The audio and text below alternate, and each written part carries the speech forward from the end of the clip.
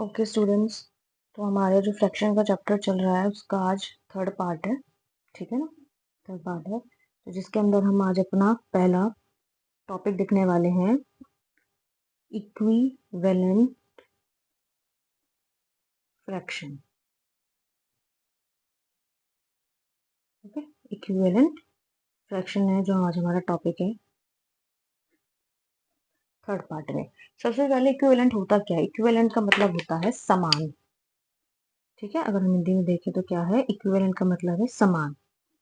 Fraction भिन्न हो गई जिसको हिंदी में बोल देते हैं हम।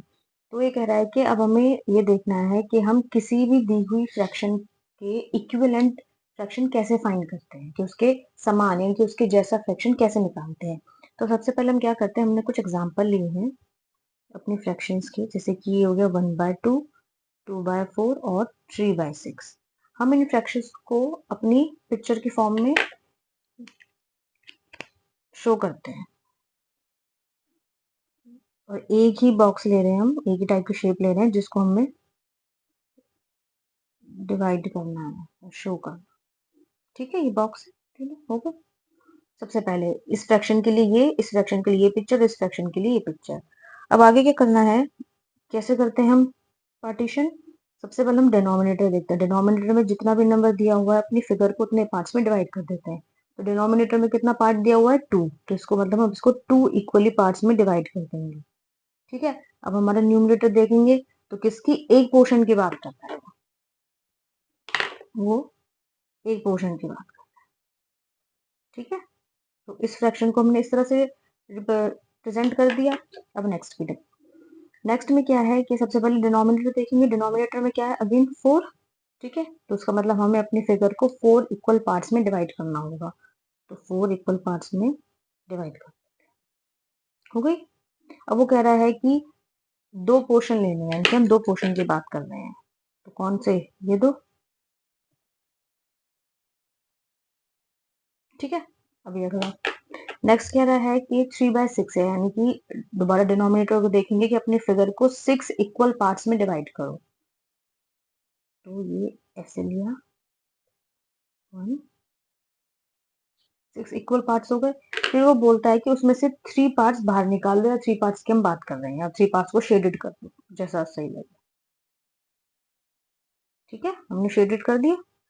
अब यहाँ से क्या कंक्लूजन निकला है कि हम इन तीनों में से चाहे कोई भी फ्रैक्शन लिखिए, लेकिन जब हम इन तीनों को पिक्चर की फॉर्म में रिप्रेजेंट कर रहे हैं तो ये सेम एरिया ही तो कवर कर रहे हैं, यानी कि ये एक ही एरिया की तो बात कर रहे हैं। जैसे कि इसमें भी इस पोर्शन की बात कर रहे हैं, इस वाले में इस पोर्शन की बात कर रहे हैं, इस वाले में पोर्शन की बात कर रहे हैं। तो जब पिक्चर की फॉर्म में ये एक ही एरिया को रिप्रेजेंट कर रहे हैं तो इसका मतलब हुआ कि ये जो फ्रैक्शंस हैं ये आपस में इक्वल होंगे। यही हुआ ना कि भाई इसका मतलब ये जो फ्रैक्शन है 1/2 इक्वल टू 2/4 इक्वल टू 3/6, ये सारे फ्रैक्शंस आपस में इक्वल है। क्यों इक्वल है? क्योंकि जब हमने इनको पिक्चर की फॉर्म में रिप्रेजेंट किया तो इन्होंने सेम एरिया शेड दिखाया, यानी कि सेम एरिया की ये बात कर रहे हैं, ऐसे बोल सकते हैं। तो जो इस टाइप के फ्रैक्शंस होते हैं ना, जैसे अभी हमने इसमें शो किया है, एक सेकेंड, तो इस टाइप के फ्रैक्शन होते हैं, जैसे कि हो गया 1/2, 2/4 या 3/6, अप टू सोन देखेंगे आगे निकलते नहीं निकलते। इस टाइप के फ्रैक्शंस को हम बोल देते हैं इक्विवेलेंट फ्रैक्शन। मतलब ये फ्रैक्शंस आपस में बराबर हैं, या आपस में ये फ्रैक्शंस इक्वल हैं, इनको हम ऐसे बोल देते हैं।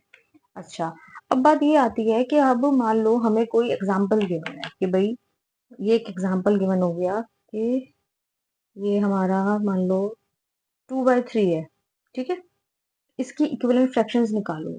अब हम बार बार ऐसी पिक्चर्स तो ड्रॉ नहीं कर सकते। चलो, ये तो क्या था कि 6 पोर्शन था, मान लो अब इसके नीचे हो जाता 12 वाला। भाई एक ये बोलता, जैसे कि हो गया 6/12, मैंने फिर यही सेम पिक्चर ड्रॉ करी। क्या कर रहा है इस बार? ये कहता है कि 12 पोर्शंस में डिवाइड करना है। तो 6 तो ये है ही, इनको डबल कर दो ये। और उसमें से कह रहा है कि 6 पोर्शन की बात कर लो, तो कौन से हैं? 1 2 3 4 5 6।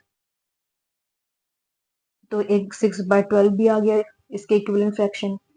बट बात क्या है कि हम हर बार तो ऐसे पिक्चर ड्रॉ नहीं कर सकते, क्योंकि अभी तो छोटे फ्रैक्शन है इसलिए आसानी से हो गया। मान लो कोई बड़ा फ्रैक्शन आ जाता, मतलब 20/30 आ जाता, तो हम कैसे फाइंड करते कि इसका इक्विवेलेंट फ्रैक्शन क्या है।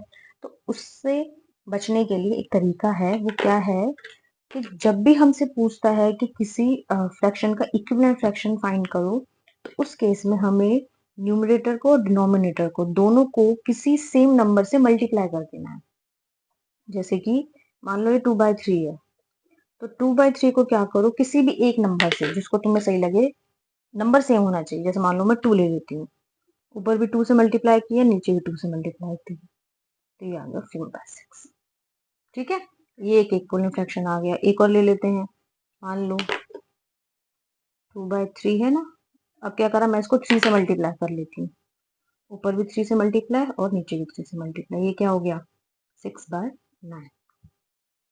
ठीक है, तो ये होता है इक्विवेलेंट फ्रैक्शन निकालने का तरीका। तो यहाँ पर 2/3 के इक्विवेलेंट फ्रैक्शन कौन कौन से हैं, एक तो है 4/6 और एक है 6/9। अब बात आती है कि क्या ये सच्ची में इक्विवेलेंट है, फिगर की तरह फॉर्म में देखें है या नहीं है। दोबारा वही लेते हैं, इसके लिए एक बॉक्स बनाया मैंने, दोबारा से इसके लिए भी बनाया एक, और एक मैंने इसके लिए बनाया, कि देखते तो हैं कि क्या ये वाकई में सेम एरिया को कवर कर रहे हैं या नहीं। ये क्या कह रहा है इसके लिए कि भाई 3 पार्ट्स में डिवाइड कर दो, तो 1 2 3, और फिर बोलता है कि 2 पार्ट्स की हम बात कर रहे हैं, 2 पोर्शन की, ये मैंने शेडेड कर दिया। अगली बार वो कह रहा है कि 6 पार्ट्स में डिवाइड कर दो, 1 2 3 4 5 6, 1 2 3 4 5 6। ठीक है, अभी कहता है कि 4 पार्ट्स लेने हैं, तो 1 2 3 4। अरे नहीं, इससे तो गड़बड़ हो जाएगी, चलो कोई नहीं। ठीक है,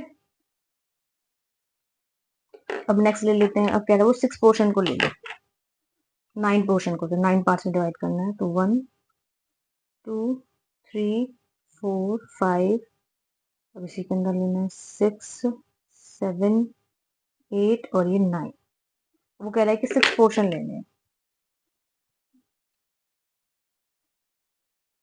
1 2 3 4 5 6, ये बात है। तो अब ये जो तीनों पार्ट बचे हुए हैं, ये तीनों पार्ट सेम ही तो हैं। तो जो शेडेड करे हैं वो तो डिवीजन कैसे पता नहीं चल रहा, लेकिन बाकी जो पार्ट बचे हुए हैं वो सेम ही तो हैं। इसका मतलब हमारी ये फ्रैक्शन इक्विवेलेंट है। तो इसका मतलब वो ये कह रहा है कि अगर हमें किसी फ्रैक्शन गिवन है और उसका इक्विवेलेंट फ्रैक्शन निकालना है, तो न्यूमरेटर और डिनोमिनेटर दोनों को सेम नंबर से मल्टीप्लाई कर दो, तो उसके बाद उस फ्रैक्शन के इक्विवेलेंट फ्रैक्शन हमारे पास निकल के आ जाएंगे। ठीक है, इसकी एक डेफिनेशन भी है, वो लिख देते हैं। सो क्या है इसकी definition, to find an equivalent fraction of a given fraction you may multiply both the numerator and denominator of the given fraction by the same number। वही चीज जो पहले ऊपर बोली कि अगर आपको किसी फ्रैक्शन का, दी हुई फ्रैक्शन की इक्विवेलेंट फ्रैक्शन फाइंड करने हैं, तो उसी के लिए उस फ्रैक्शन के न्यूमरेटर और डिनोमिनेटर को सेम नंबर से मल्टीप्लाई कर दो। सेम नंबर से, कोई भी नंबर हो सकता है, वो आपकी मर्जी, जैसे मैंने यहाँ पे 2 लिया 3 लिया। ठीक है, तो उसके बाद जो आंसर निकल के आएगा वो उस फ्रैक्शन का इक्विवेलेंट फ्रैक्शन हो जाएगा। अब जैसे कि हमने ये ऊपर लिए थे, हमने कहा था इक्विवेलेंट फ्रैक्शन है, तो क्या ये इससे निकल जाएंगे, देखें एक बार। क्या लिया था, 1/2 लिया था। ठीक है, अब 1/2 था ना, वो कह रहा है कि सेम नंबर से मल्टीप्लाई कर दो, सेम नंबर से डिनोमिनेटर में भी और न्यूमरेटर में भी। तो मैं 1/2 सबसे पहले ऊपर 2 से मल्टीप्लाई करती, नीचे 2 से मल्टीप्लाई करती, क्या है आंसर 2/4। ठीक है, अगला ले लेते हैं 1/2, वही अगेन, इस बार मैं क्या करती हूँ, इस बार 3 से मल्टीप्लाई करती, तो क्या आएगा 3/6। नेक्स्ट टाइम लेती हूँ, एक सेकेंड। ठीक है, 1/2 4 से, आंसर क्या आया 4/8। नेक्स्ट ले लेते हैं 1/2 इज इक्वल्स टू 5 से मल्टीप्लाई, 5 से डिवाइड, 5/10। 1/2 6 से मल्टीप्लाई, 6 से डिवाइड, 6 से ही ऊपर मल्टीप्लाई, 6 से ही डिनोमिनेटर में मल्टीप्लाई, 6/12। अब देखो हमारे पास ऊपर क्या क्या फ्रैक्शन थे जो हमने कहा था इक्विवेलेंट है, 1/2 2/4 3/6, ये था ना। और नीचे भी यही आ गया। 1/2 के क्या क्या है, 2/4, 3/6। अगला क्या है, 4/8, 5/10। हमने एक 6/12 भी निकाला था वो भी। तो इसका मतलब प्रूफ हो गया कि अगर हम अपनी फ्रैक्शन के को अपने फ्रैक्शन के न्यूमिनेटर डिनोमिनेटर को सेम नंबर से मल्टीप्लाई कर देंगे तो जो आंसर आएगा वो इक्विवेलेंट फ्रैक्शन ही होंगे। तो ये किस तरह से सीरीज बनी है, कुछ इस तरह से सीरीज बनी है।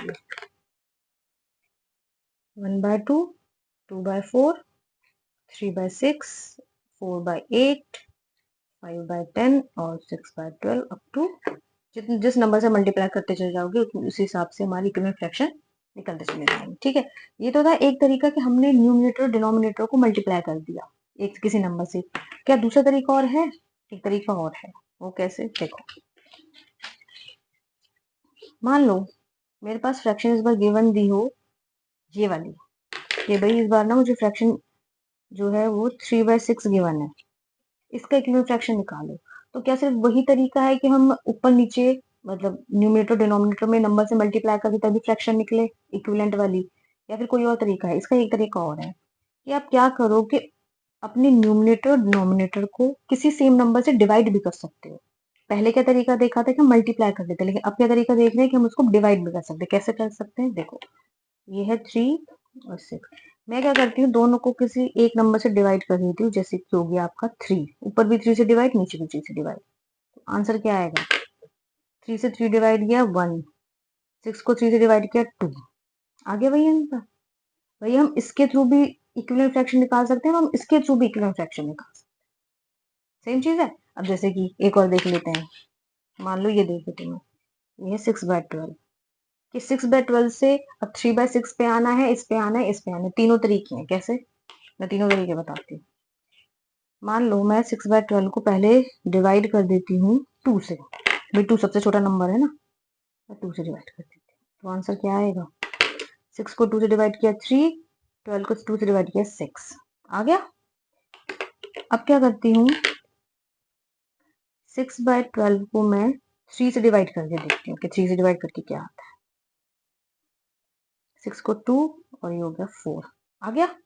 चलो अब मैं 6/12 को 4 से तो डिवाइड ये होगा नहीं, भाई हमें सेम नंबर चाहिए ना जो दोनों को डिवाइड कर दे। 4 से डिवाइड ये होगा नहीं, 5 से भी नहीं होगा, लेकिन 6 से हो जाएगा। 6 से कर सकते हैं ना, 6 से ऊपर क्या आ गया, 1/2।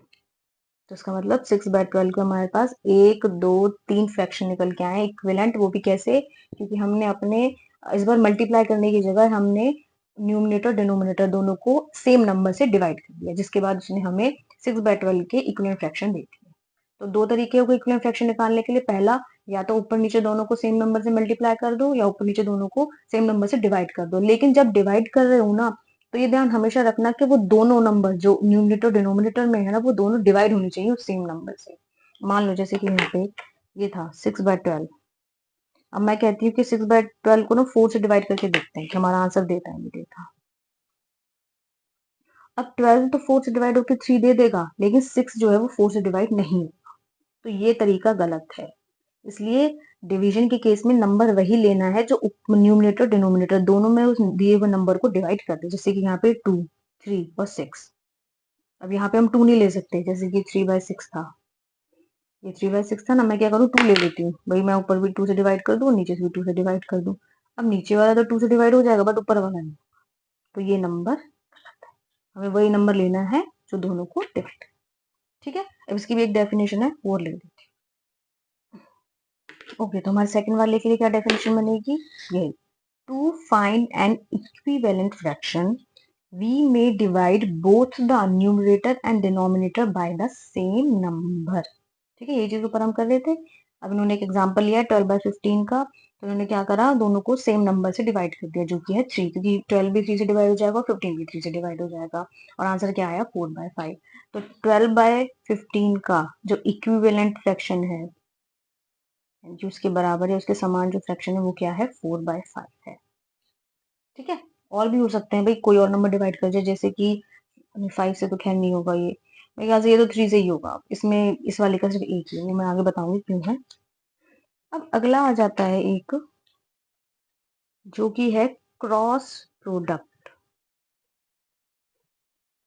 अब क्या है क्रॉस प्रोडक्ट, अब बात ये आती है, मान लो हमें दो फ्रैक्शन गिवन है और वो हमसे कह रहा है कि ये फ्रैक्शन आपस में इक्विवेलेंट है, तो हम कैसे पता करेंगे कि वो सही बोल रहा है, झूठ बोल रहा है, या फिर हमें कैसे पता चलेगा कि ये है भी या नहीं है? तो उसके लिए मैं एक एग्जांपल ले लेती हूँ। जैसे कि एग्जांपल है 2/3 is equals to 10/15।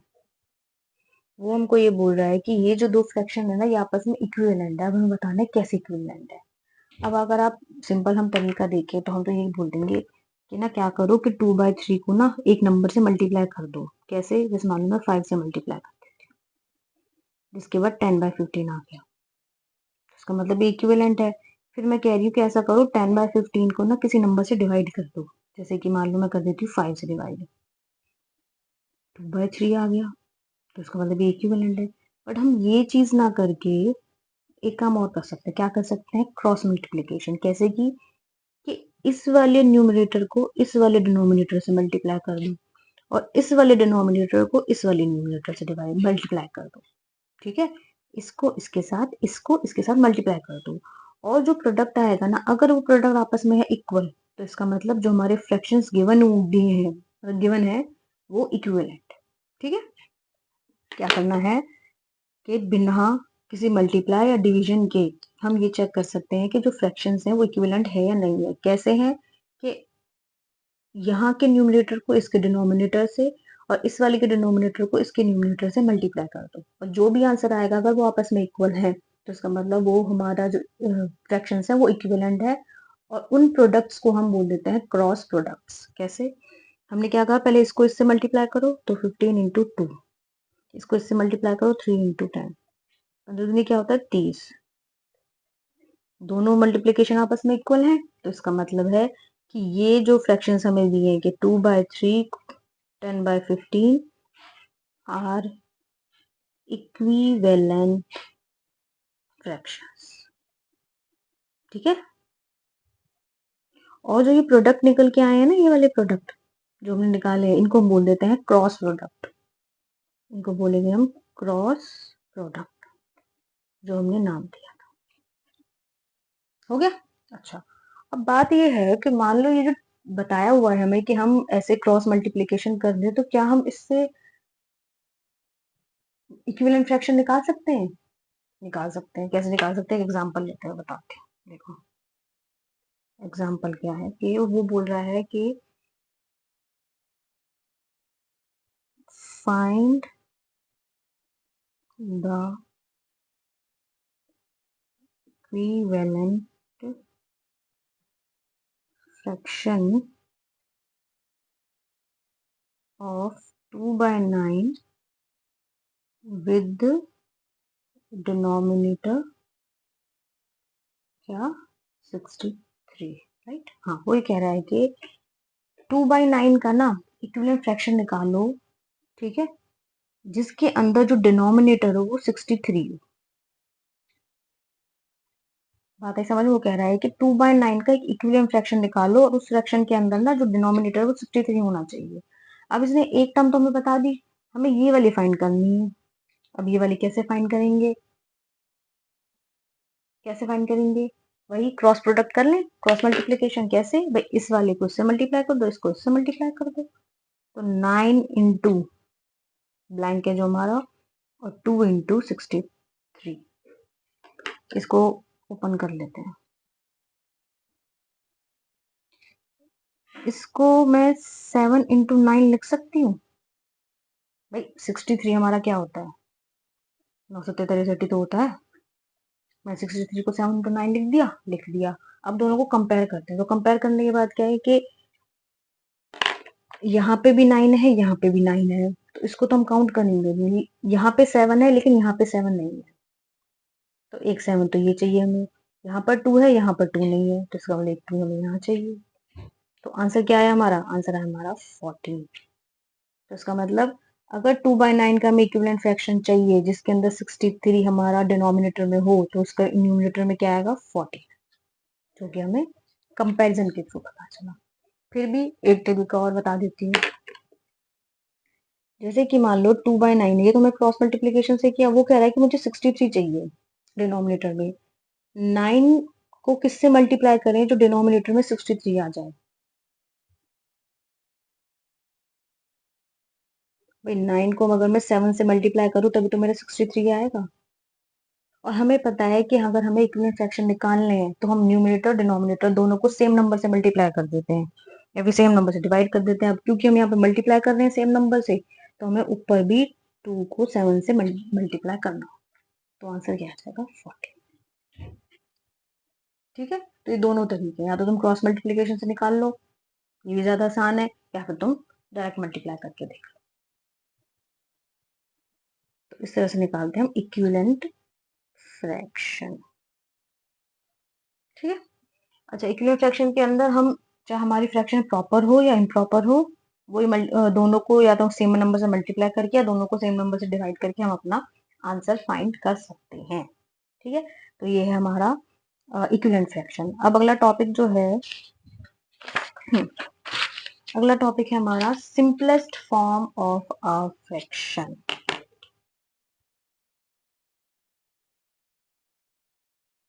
Simplest form of a fraction. चलिए जी आगे बढ़ते हैं हम। सिंपलेस्ट फॉर्म क्या होते हैं? सिंपलेस्ट फॉर्म का मतलब है कि हमारा जो न्यूमरेटर और डिनोमिनेटर है ना फ्रैक्शन का, मान लो ये हमारा फ्रैक्शन गिवन है 2/3, तो इन दोनों के बीच में ना सिर्फ 1 को छोड़कर कोई भी कॉमन फैक्टर नहीं होना चाहिए। जैसे कि मान लो मैं ऊपर लिख लेती हूँ 24/36। अगर हम देखें तो 24/36 किसका मल्टीपल है? ये 12 से डिवाइड हो जाएगा, ये भी 12 से डिवाइड हो जाएगा, तो इन दोनों के बीच में कॉमन फैक्टर क्या है? 12 है कॉमन फैक्टर। जबकि हमें सिंपलेस्ट फॉर्म में क्या चाहिए होता है कि न्यूमरेटर डिनोमिनेटर में को सिर्फ 1 ही डिवाइड कर सके, 1 के अलावा कोई और डिवाइड ना कर सके। अगर मैं सिंपल लैंग्वेज में बोलूँ तो अगर मैं 2/3 को देखूँ, कोई भी नंबर उठा के देख लो जो इनको डिवाइड कर दे, 2 न्यूमरेटर को डिवाइड कर देगा बट 3 को डिवाइड नहीं करेगा, 3 2 को डिवाइड कर देगा और 2 को डिवाइड नहीं करेगा लेकिन 3 को डिवाइड कर देगा, लेकिन 1 ऐसा नंबर है जो दोनों को डिवाइड कर देगा, तब भी क्या आंसर आएगा? 2/3। इसलिए बोला कि सिंपलेस्ट फॉर्म ऑफ फ्रैक्शन का मतलब क्या होता है कि हमारे न्यूमरेटर डिनोमिनेटर दोनों में कोई सिर्फ 1 के अलावा कोई भी कॉमन फैक्टर नहीं होना चाहिए। अगर दोनों में कोई भी 1 के अलावा कोई कॉमन फैक्टर है तो इसका मतलब वो फ्रैक्शन की सिंपलेस्ट फॉर्म नहीं है। अब जैसे कि हम एग्जांपल ले लेते हैं, 36/54। अब हम देखते हैं कि क्या ये दोनों नंबर किसी एक नंबर से डिवाइड हो सकते हैं। तो सबसे पहले स्टार्टिंग करते हैं 2 से। अगर हम 2 को देखें, भाई 2 से इसको डिवाइड किया तो ये तो 2 से डिवाइड हो रहा है, 18 और ये 27, ये तो सिंपलेस्ट फॉर्म नहीं है इसका मतलब। अब दोबारा देखते हैं हम 18/27 को देखते हैं कि किससे है, 2 से डिवाइड करके देखें दोबारा इसे, तो 2 से 18 तो डिवाइड हो जाएगा लेकिन 27 नहीं होगा। चलो 3 से देखते हैं, 3 से डिवाइड हो जाएगा, हाँ, ये 6 और ये 9, ये भी सिंपलेस्ट फॉर्म नहीं है इसका। 6/9 को भी चेक कर लेते हैं कि ये सिंपलेस्ट फॉर्म है या नहीं है। अब 2 से डिवाइड करके देखेंगे तो 6 तो हो जाएगा, 9 नहीं होगा। 3 से डिवाइड करके देखेंगे तो दोनों डिवाइड हो रहे हैं, तो यानी कि 2/3 आ गया। अब 2/3 को चेक कर लेते हैं, है कोई नंबर 2 से डिवाइड ये हो जाएगा, ये नहीं होगा, 3 से डिवाइड ये नहीं होगा, ये हो जाएगा, और कोई नंबर भी 4 से थोड़ा ना होगा, 4 तो ऑलरेडी इनसे ग्रेटर है। तो इसका मतलब 2/3 जो आंसर आया ये है हमारी सिंपलेस्ट फॉर्म। तो हमसे अगर कोई पूछता है कि भाई 36/54 के सिंपलेस्ट फॉर्म बताओ, तो 36/4 के सिंपलेस्ट फॉर्म डायरेक्ट है 2/3। अच्छा, एक तरीका और है कि ये तो था कि तुमने लंबा प्रोसीजर किया कि भाई पहले 2 से किया फिर दोबारा 3 से करके देखा, क्या कोई एक ऐसा तरीका है जिससे हम डायरेक्ट सिंपलेस्ट फॉर्म पे पहुंच जाएं?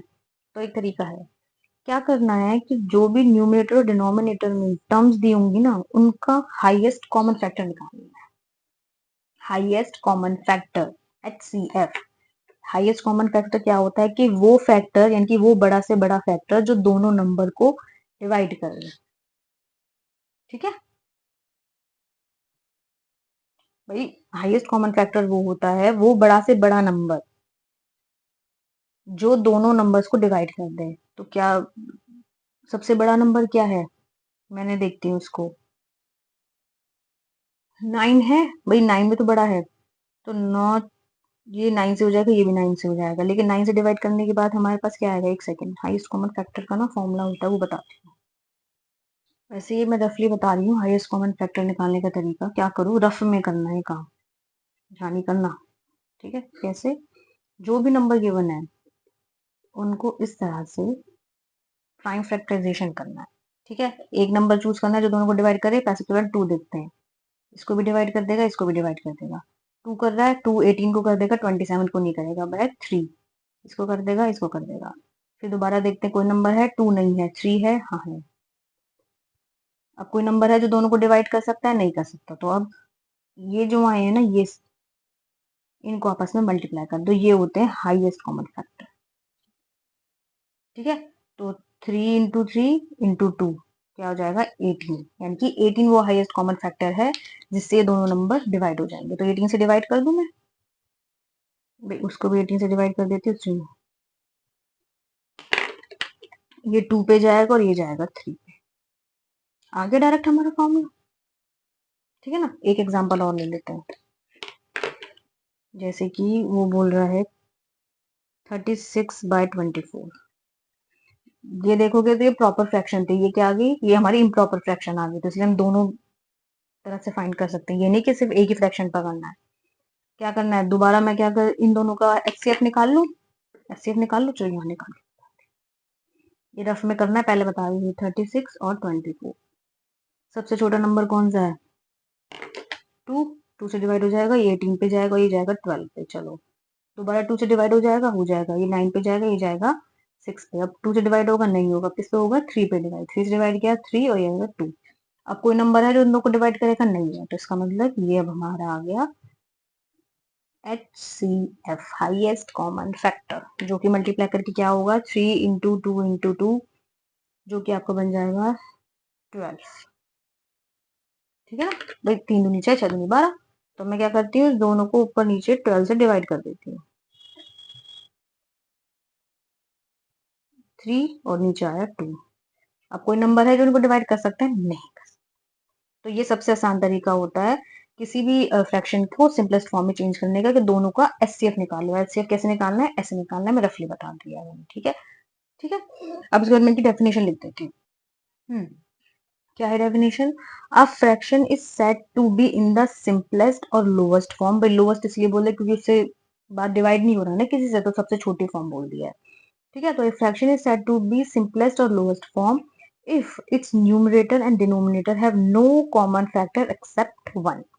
अब देखो, वो चीज जो पहले बोला कि न्यूमरेटर डिनोमिनेटर में 1 के अलावा कोई भी फैक्टर नहीं होना चाहिए, इन दोनों में 1 के अलावा कोई फैक्टर है, नहीं है, इन दोनों में 1 के अलावा फैक्टर है, कोई नहीं है, तो इस फॉर्म को बोल देते हैं सिंपलेस्ट या फिर लोएस्ट फॉर्म। सिंपलेस्ट फॉर्म तो खैर वर्ड ही बता रहा है, लोएस्ट इसलिए कि इसके बाद अब वो और नहीं टूट सकती, या फिर इसके बाद और किसी से डिवाइड नहीं होगी, ठीक है। अब आगे देखो, वो बोलता है कि 10 HCF, अभी हमने HCF ही निकाला ना, ये वाला, ये help us to reduce a fraction to its simplest form. इसी तरह से जो हमारा HCF है जो हमने फाइंड किया था, हमें हेल्प करता है कि हम किसी फ्रैक्शन को उसके सिंपलेस्ट फॉर्म में कन्वर्ट कर सकें। कैसे, कि दोनों का HCF निकाल कर, HCF कैसे निकालना है मैंने बता दिया, ठीक है। इस तरह से हम इक्विवेलेंट फ्रैक्शन निकाला हमने यहाँ पे, और तो क्या देखा हमने, एक सेकेंड होल्ड करना चाहिए, एक तो सिंपलेस्ट फॉर्म देखी, क्रॉस प्रोडक्ट देखा, और उसके बाद आज हमने देखा कि हमारा सिंपलेस्ट फॉर्म क्या होती है फ्रैक्शन की। अब जो हमारा अगला नेक्स्ट पार्ट होगा उसके अंदर हम करने वाले हैं like fraction, unlike fraction, comparison कैसे होता है, उसके बाद उनका शायद एडिशन और सब्ट्रैक्शन है, तो ये सब चीजों की हम अपनी नेक्स्ट वीडियो में करेंगे। Okay, till then bye bye.